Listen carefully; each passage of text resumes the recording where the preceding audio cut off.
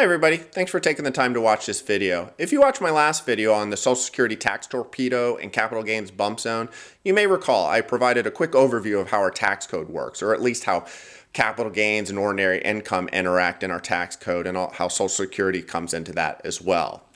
In addition to the income tax, the capital gains, Social Security tax torpedo, and capital gains, I also mentioned a few other factors that can impact our retirement security and our the taxes we pay in retirement as well. And I made an analogy that it's like dodging a bunch of different arrows or laser rays as we go through retirement. The tax torpedo and the capital gains bump zone highlighted just two potential pitfalls that retirees can run into during retirement. The basic message there is to be careful where you pull money from. But there's actually a more general approach. We don't just want to avoid pitfalls. We actually want to optimize our withdrawal strategy. That is, we want to determine which accounts to pull from and when in order to minimize taxes throughout our entire retirement. Taking a step back, I like to think there's two components here. The first one is what I call immovable income.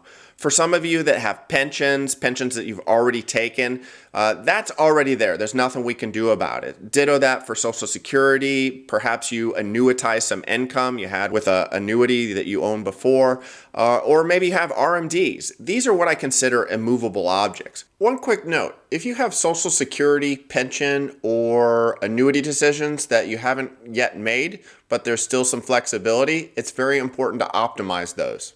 Then we have liquid accounts where we have some flexibility about where we pull from. We can pull from our taxable accounts, our pre-tax accounts, or our Roth accounts.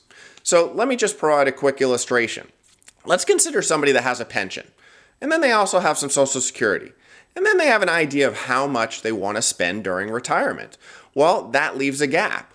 And that money is going to be coming from their liquid accounts, and that's where we're going to use or employ a withdrawal strategy. Where do we pull from in the early years? Is that the taxable account? Is that the Roth? Is that the pre-tax account? How about the middle years? How about the last few years? The basic idea is that we want to come up with a strategy that minimizes taxes throughout our retirement. And don't forget that a lot of these different types of income impact the taxes on the other types of income, so we have to be very careful there.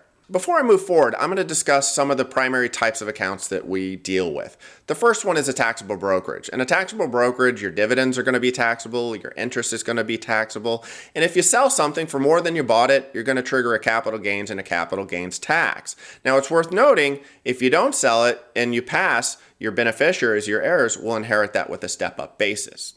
Then we have our pre-tax or retirement accounts. So we don't have any taxes on the dividends, the interest, or the capital gains for the money while it's in these accounts. But when we do make distributions, which we will do inevitably, that money will ultimately be taxed as ordinary income. It's worth noting that if you're going to be giving money to charity, the qualified charitable distributions, or QCDs, are one of the most powerful tools. And in that case, you wouldn't be paying taxes on those distributions.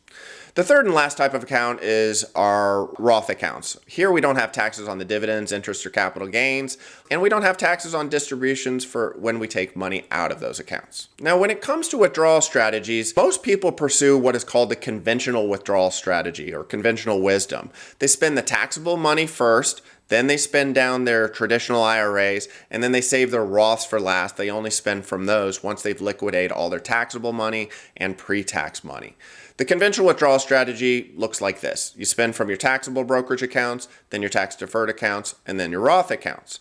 Now, the conventional wisdom is often suboptimal. However, most planners, most software packages actually just use this strategy without investigating any other withdrawal sequences. What we really want to do, though, is to optimize our withdrawal strategy, and we want to optimize it across all the relevant variables. Remember all those factors I mentioned earlier. So the conventional sequence is only sometimes optimal. What we really want to do is use an optimization that depends on your specific situation to minimize taxes throughout your retirement. Sometimes that's going to turn into the conventional sequence or conventional withdrawal strategy. Other times it's going to change things up. You might pull from your tax-deferred accounts first, or it might be a mixed strategy.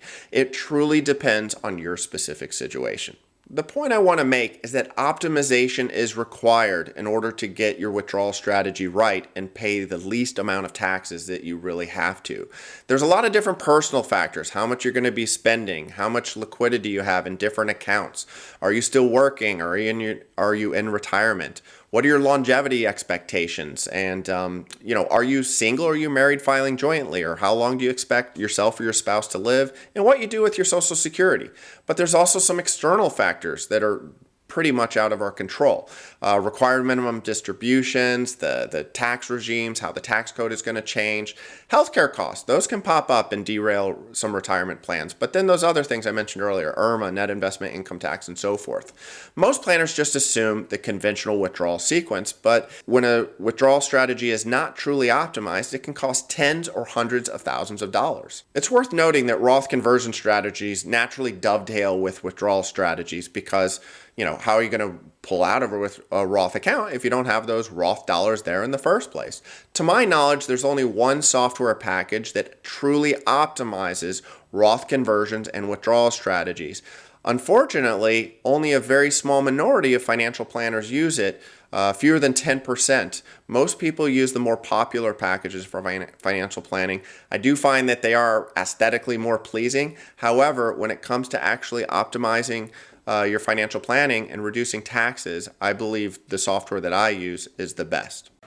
Thanks again for taking the time to watch this video. If you'd like some help with your financial planning, please feel free to get in touch. I offer everybody a free consultation. All you have to do is go to my contact page and sign up.